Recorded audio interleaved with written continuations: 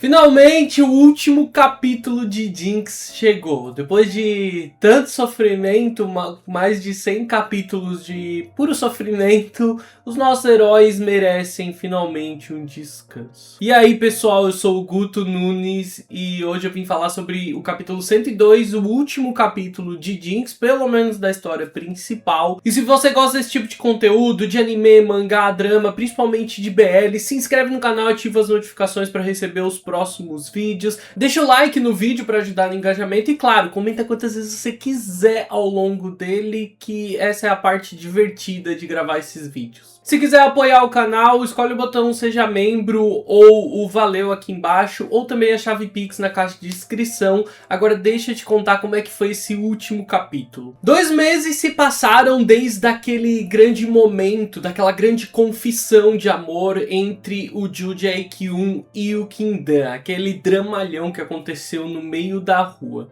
A rotina dos dois se manteve, incluindo as visitas nos finais de semana ao hospital onde a vozinha do Dan tá internada, e o Jae-kyun aproveita os finais de semana em que eles vão visitar ela para também passar e visitar o seu antigo treinador. Em uma conversa cheia de cumplicidade entre os dois, o Jae-kyun conta para ele que, mesmo sabendo que em algum momento ele se perdeu no caminho, em vários momentos ele se perdeu no caminho, ele finalmente achou uma resposta, algo mais valioso do que vencer. Quando o Dan entra no quarto com aquele rosto gentil dele, o velho rabugento faz questão de olhar pro Jae-kyun e dizer pra ele que não tem a menor ideia do que o Dan vê nele. Claro que o Jae-kyun fica com uma cara de cu com esse comentário infeliz, e quando eles estão prestes a saírem do quarto, eles prometem voltar em breve pra visitar ele mais uma vez. E antes que o Jae-kyun possa finalmente sair do quarto mesmo, o homem chama por ele, olha pra ele e diz pra ele ser feliz, que ele merece. Ele fala aquilo gentilmente, e no olhar do Ju Jae-kyun a gente pode ver como aquelas palavras tocam ele de maneira muito intensa. É muito importante para ele finalmente ouvir aquilo e chegar à conclusão finalmente de que ele pode deixar para trás o passado triste que ele viveu. Ele agradece em um gesto super formal e respeitoso, e o homem parece aliviado finalmente, e finalmente ele vai poder descansar. Essas palavras, né, como ele agora sente que pode finalmente dormir um pouco, mostram como esse tempo todo ele observava o Ju Jae-kyun de longe e estava realmente preocupado com ele. Ter a certeza de que agora ele vai realmente ficar bem faz ele sentir que a missão dele, com aquele garotinho imundo que ele alimentou e cuidou na infância, aquele garotinho sem família, todo mal acabado, todo desnutrido, parece que a missão com aquele menininho finalmente chegou ao fim. Agora a gente chega no momento onde a história começa a ficar muito densa. O Dan e o Ju Jae-kyun estão no quarto da avózinha do Dan. Ele conversa gentilmente com ela sobre as flores desabrochando lá fora, sugere que eles passeiem para ver como tá bonito, mas ela responde brevemente com apenas um gesto, um aceno. São quadros bem doídos e bem dramáticos. Ela já tá completamente debilitada, já em um momento muito avançado, e com uma aparência super exausta, fazendo apenas movimentos mínimos. Nos poucos gestos que ela consegue fazer, porque parecem exigir muito dela, ela toca gentilmente o rosto do Dan, e quando olha pro lado e vê o Jae-kyun ali do lado também, ela faz o mesmo com ele. Ela sussurra ao lutador um obrigada. A gratidão dela por tudo que ele fez por ela e agora pelo Dan. E principalmente por ela saber que agora o Dan não vai ficar sozinho, que ela pode finalmente partir em paz. Ela sabe que ele é um homem bom e que o Dan vai ficar em boas mãos, né? E ela não precisa mais lutar tanto como ela tá fazendo. Ela sente que finalmente o Dan vai ser feliz mesmo sem ela, e que ela pode partir finalmente, pode descansar. Então, finalmente ela descansou. Mas, gente, eu chorei todas as vezes que eu li esse final. Eu chorei nas 2 vezes que eu li o capítulo, eu chorei na 3ª vez que eu fui reler pra escrever o roteiro do vídeo. Ela é definitivamente a razão disso tudo, do Dan nunca ter desistido. Durante o velório, o Dan e o Jae-kyun usam braçadeiras com listras pretas.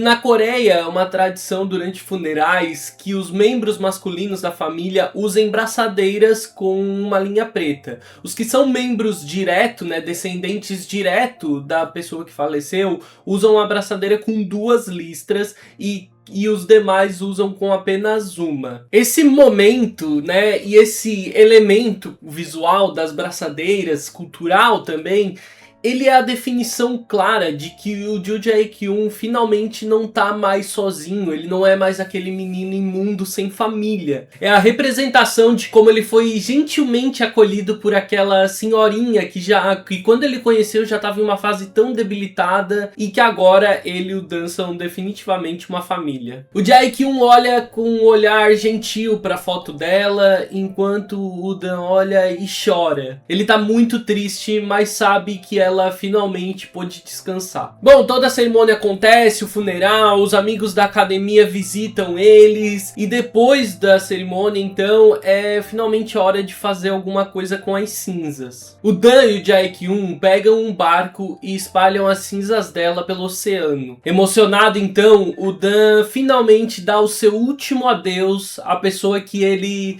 definitivamente mais amou na vida dele e a pessoa que mais deu amor pra ele a vida toda. O que ficam pra ele agora por aquela senhora são apenas as memórias felizes. Os dois caminham e trocam palavras gentis sobre a partida dela. O Jae-kyun diz que ela sorriu até o final, e o Dan fala que tá tranquilo, que ela pôde finalmente descansar, e que sempre que ele sentir saudade, quiser ver ela, ele pode vir até o oceano. O Dan agradece ao lutador pela ajuda no funeral e ele responde que isso é o tipo de coisa normal para pessoas que estão em um relacionamento.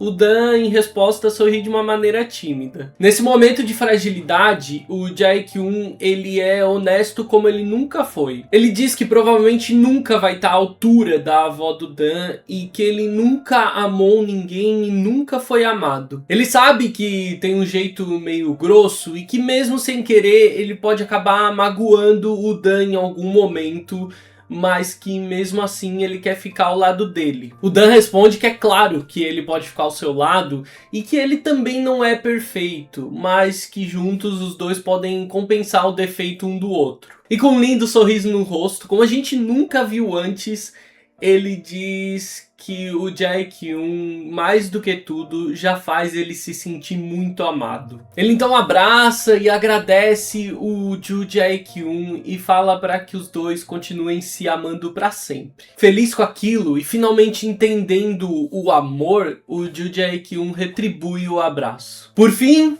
o começo entre os dois foi bastante conturbado e as coisas definitivamente não são perfeitas. Mas eles prometem se dedicar um ao outro em nome do amor que eles sentem. Então, finalmente um beijo. A promessa de um amor eterno, mas muito honesto em suas imperfeições. No oceano, em um lindo pôr do sol, o beijo mais apaixonado que eles já tiveram. A primeira luta do Joo Jae-kyun depois de recuperar o cinto de campeão finalmente chegou. Durante a entrevista pré-luta, eles perguntam pra ele se ele tem algum tipo de superstição ou tradição que ele costuma fazer antes da luta. A pergunta que responde tudo que começou essa história pra gente. A pergunta que responde pra gente como as coisas finalmente estão, e com um semblante muito feliz e realizado, ele responde que não faz nada, que ele já fez, mas que hoje ele não precisa mais disso. Inclusive, o seu rosto é completamente diferente do lutador que ele era antes. Ele tá com uma aparência muito mais leve, sem aquele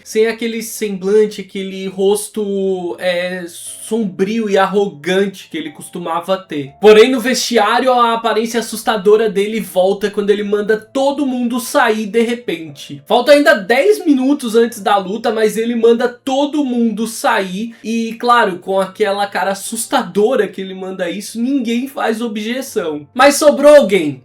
O Dan sai de repente do banheiro e sem entender o que tá acontecendo, onde é que todo mundo foi parar, o Jae-kyun pega ele e agarra ele num abraço todo apaixonado. E a gente pode ver agora que ambos estão usando os anéis que o Jae-kyun havia comprado para dar de presente pro Dan antes do episódio da facada. O Dan diz que ele não precisa sempre expulsar todo mundo, mas concorda que é melhor eles não serem vistos assim. Isso tudo enquanto o Jae-kyun enche ele de beijinhos apaixonados, todo bobo, todo fofinho, e os dois se divertem com aquilo. Ele fala que ele não tá nervoso com a luta, graças ao Dan estar ali. O Dan promete outro abraço depois da luta e mais umas coisinhas, né? O Jae-kyun pede com aquele olhar safado pra ele, mas como o Dan diz, isso eles vão ter que esperar chegar em casa. As coisas definitivamente mudaram aqui também, porque o Jae-kyun nunca esperaria ou ligaria pra isso. Eles agora são um casal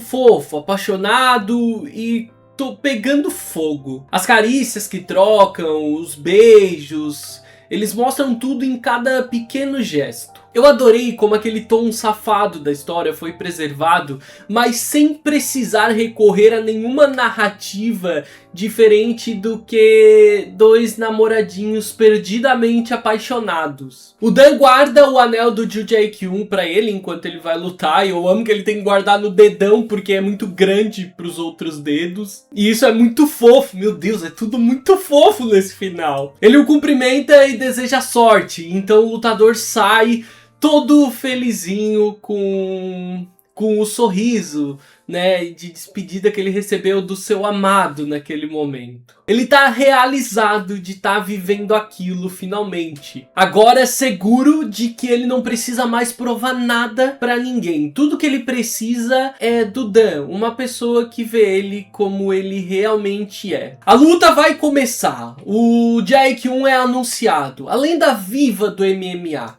Isso é quase que como viver um déjà vu do começo da história. O grande campeão no ringue sendo ovacionado e o Dan olhando isso tudo ali da arquibancada. Só que dessa vez os olhares dele são diferentes. Ele não tá apenas determinado em vencer e manter o título e aquela arrogância que ele olhava qualquer outro lutador, como se ninguém nunca tivesse a mínima chance. Agora ele luta pelo Dan. O Dan não admira só mais o homem brilhante, a lenda viva do MMA. Ele agora olha de longe admirado, torcendo pelo seu namorado. E diferente de tudo que começou, o Jae-kyun ele não luta agora apenas pra vencer. Ele não luta agora apenas pelo título. Ele encontrou uma coisa mais importante que isso. Agora ele luta pelo homem que ele ama. E esse é o fim. Esse capítulo foi maravilhoso, gente. Eu achei o final de Jinx meio corrido de maneira geral, mas esse capítulo foi excelente. Foi tão sensível como a partida da avó do Dan foi retratada.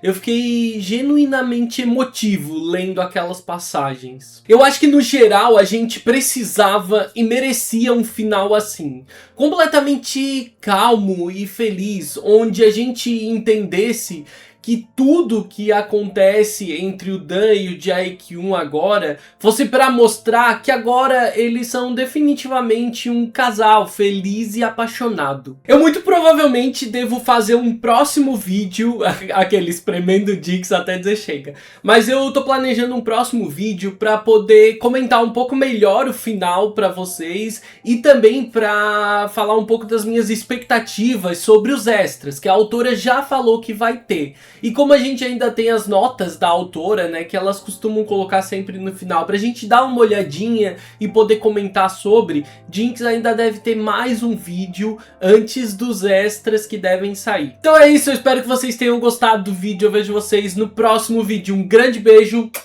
tchau, tchau!